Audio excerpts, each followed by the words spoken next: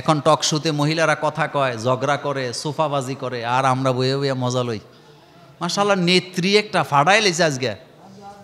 তা আপনার চোখের গুণা হয়েছে নি? শুধু চোখের হয়েছে না, আরো অনেক গুণা হয়েছে। কথা তো মিম্বরে বসে বলতেছে, এই জন্য অন্যদিকে গেলাম না। মমতাজের মতো মুহাদ্দিস হইন না। দেখছেন না, সংসদে দাঁড়ায় বলছে বুখারী, মুসলিম, আবু দাউদ, তিরমিজি, নাসাই, মেশকাত সব মুখস্থ করে লিছে। সব মুখস্থ পারে, সব পারে।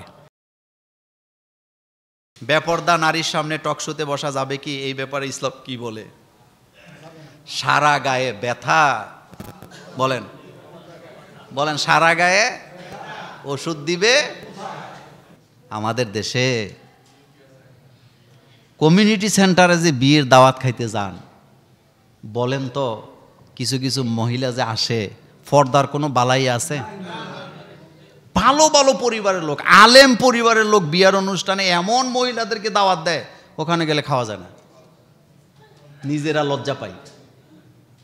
কিছুদিন আগে আমি এইরকমের একটা বিয়ের দাওয়াতে গেছিলাম, একেবারে বাধ্য হইয়া হাত পা বাইন্ধে নিয়ে গেছে, যেতে হবে। আর যাওয়ার আগে বলছে ভাই পর্দার কোনো সমস্যা হবে না।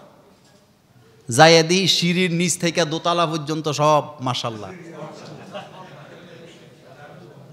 আমার সাথে জোহরের নামাজ পড়ে আমার সাথে খাইতে গেছে, ওনার ওয়াইফও গলার মধ্যে সব খুললা টুল্লা শাড়ি একটা পইরা সব লাগাই আসছে। চিন্তা করা যায়? চিন্তা করা যায়? ভালো ভালো পুরুষ লোক দেখি নামাজও পড়ে, ওনার বউ আবার বেপরদয়া ফেসবুকে ছবিও ছাড়ে। এরকম আসেনি?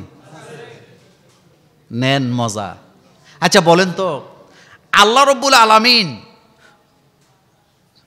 মোমেন শুধু পুরুষদেরকে চক্ষু নিম্নগামী রাখতে বলছে না, নারীদেরকেও বলছে? কেন বলছে? একটা পুরুষ যেমন একটা নারীর দিকে আকৃষ্ট হয়, একটা নারীও তেমন একটা পুরুষের দিকে আকৃষ্ট হয়। এই জন্য তো আল্লাহ পর্দা ফরজ করছেন। ঘর থেকে বের হবেন, আদেশ আসেনি? ওয়াকারনা ফি বুয়ুতিকুন্না ওয়ালা তাবাররাজনা তাবাররুজাল। এই অর্ডার কার? আল্লাহ পাকের। এখন টক শোতে মহিলারা কথা কয়, ঝগড়া করে, সোফাবাজি করে, আর আমরা বইয়ে বইয়ে মজা লই। মাশাআল্লাহ, নেত্রী একটা ফাড়াই লেছে আজকে। তা আপনার চোখের গুণা হয়েছে নি? শুধু চোখের হয়েছে না, আরো অনেক গুণা হয়েছে। কথা তো মিম্বরে বসে বলতেছে, এই জন্য অন্যদিকে গেলাম না। খবরদার, এ ধরনের টক শো আমাদের দরকার নাই। যে সমস্ত নারীরা বেপরদা হইয়া জাতির কল্যাণ করতে যায়, সে তো তার নিজের কল্যাণই করতে পারে নাই, সে আপনার কল্যাণ করবে কিভাবে? যেই নারীরা টক শোতে বসে গলাবাজি করে, আওয়াজ দিয়ে কথা বলে, তারা জাতির জন্য কলঙ্ক, সে তো তার নিজের হেফাজত করতে পারে না, আরেকজনকে হেফাজত করবো কেমনে?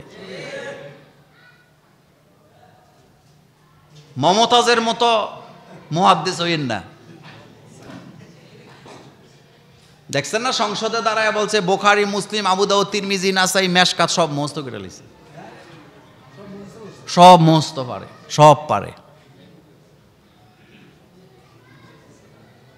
এরকম হইেন না, খবরদার। কোন নারীদেরকে টকশোতে বসে ওই টকশো দেখার আমাদের কোনো দরকার নাই। পর্দার ব্যাপারে আল্লাহ 1 ইঞ্চি ছাড় দিবে না, 1 ইঞ্চি ছাড় দিবে না। কারণ আদেশটা কার? আল্লাহ পাকের। আপনি শোনেন, দায়ুস কারা? আমাদের দেশে 90% মানুষেরা মনে করে মহিলারা দায়ুস, যারা বেপরদা চলে। ভুল। দায়ুস হচ্ছে ওই পুরুষ যে তার মেয়েকে, তার স্ত্রীকে, তার মাকে, তার বোনকে পর্দা রাখে না, তার বোনকে কন্ট্রোল করতে পারে না, তার স্ত্রীকে কন্ট্রোল করতে পারে না, তার মেয়েকে পর্দা রাখে না। এই পুরুষগুলো হলো দায়ুস। আপনার স্ত্রী বেপরদা চলে, আপনি দায়ুস। আপনার মেয়ে বেপরদা চলে, আপনি দায়ুস। আপনার বোন বেপরদা চলে, আপনি দায়ুস। আপনি জাহান্নামে যাবেন। টকশো কি করবেন? এই টকশো দিয়া জাতির কোনো কল্যাণ হবে? হবে না। পর্দার ব্যাপারে 1 ইঞ্চিও কি নাই? 1 ইঞ্চিও ছাড় নাই। আপনার ঘরের জন্য পর্দা। আপনার ঘরে কলিং বেল বাজবে, আপনার স্ত্রী আগে শিউর হবে আসছেটাকে, এরপরে দরজা খুলবে। আপনার মেয়ে আগে শিউর হবে আসছেটাকে, এরপরে দরজা খুলবে। পুরুষ লোক না থাকলে ওই ঘরে দূরের কোনো পুরুষকে ঢুকতে দেওয়া হালাল না হারাম? দরজা খুলতে পারবে না। আল্লাহ বলছে কারো গৃহে প্রবেশের আগে সালাম দাও একবার, আওয়াজ নাই আবার দাও, আওয়াজ নাই আবার দাও। সালাম কয়বার হয়েছে? এরপরও আওয়াজ নাই, ফেরত চলে যাও, এতেই কল্যাণ। সুবহানাল্লাহ। এতে কি? এত টকশুর থেকে নেত্রীরে দেখে মজা নেওয়ার দরকার নেই। হ্যাঁ, নিজেই জীবনে একবেলা ভাত স্বামীরে রান্না করে খাওয়ানোর সুযোগ পায় না। পুকুরের উপরে মসজিদ করার বিধান কি এবং সেই পুকুরে মাছ চাষ করা যাবে কিনা? শোনেন, মসজিদ এটা কার ঘর? একটু সোজাভাবে বুঝেন। এই জন্য মসজিদ অক্ষ করা লাগে, মানে কোন জায়গাটা মসজিদ। যেমন আপনি 10 তলা একটা বিল্ডিং করলেন, কয়তলা? 10 তলা বিল্ডিং করলে আপনি নিয়ত করলেন নিচের 2 তলা এটা মসজিদ না, উপরের কয়তলা মসজিদ? উপরেরটা মসজিদ, কোনো সমস্যা নেই। আপনি পুকুরের উপরে মসজিদ বানাইছেন, বানাবার পরে আপনি বলছেন যে আমি পুকুরের পানি, পুকুরের নিচটা এটা না, উপরে যেটা আছে এটা কি মসজিদ, কোনো সমস্যা নেই, কোনো সমস্যা নেই। আপনি একটা ফ্ল্যাট বাড়ি বানাইছেন, কি বাড়ি বানাইছেন? ফ্ল্যাট বাড়ি বানাইছেন 12 তলা। আপনি সিদ্ধান্ত নিয়েছেন 12 তলার উপরে মসজিদ, কোনো সমস্যা নাই। আপনি সিদ্ধান্ত নিয়েছেন না যে মাঝামাঝি একটা ফ্লোরকে আমি মসজিদের জন্য অক্ষ করে দিলাম, কোনো সমস্যা নাই, আপনি করতে পারেন। বাইতুল মোকাররমে মসজিদের নিচে মার্কেট আছে না?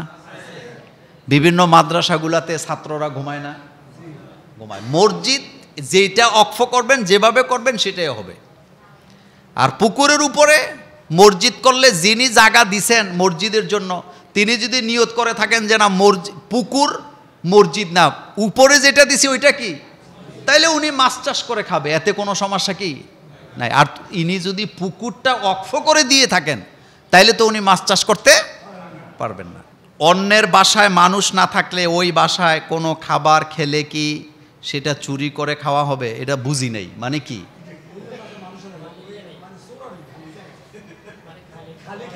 তা খানা এলো করতে মানুষ না থাকলে, এ প্রশ্ন তো বুঝতেছি না। অন্যের বাসায় মানুষ না থাকলে ওই বাসার কোনো খাবার খেলে কি সেটা চুরি করে খাওয়া হবে? অবশ্যই হবে। আপনি অনুমতি ছাড়া খাইছেন না? অনুমতি ছাড়া কারো কিছু ধরা যাবে? এটা কি? এটা চুরি। এটা রাসূলের হাদিসও আছে, কারো কোনো কিছু অনুমতি ছাড়া ধরা, কারো গাছ থেকে কোনো ফল পাড়া যাবে না, কারো খাবার ধরা যাবে না, কোনো কিছু না, ব্যবহারের জিনিসও অনুমতি ছাড়া ধরা যাবে না।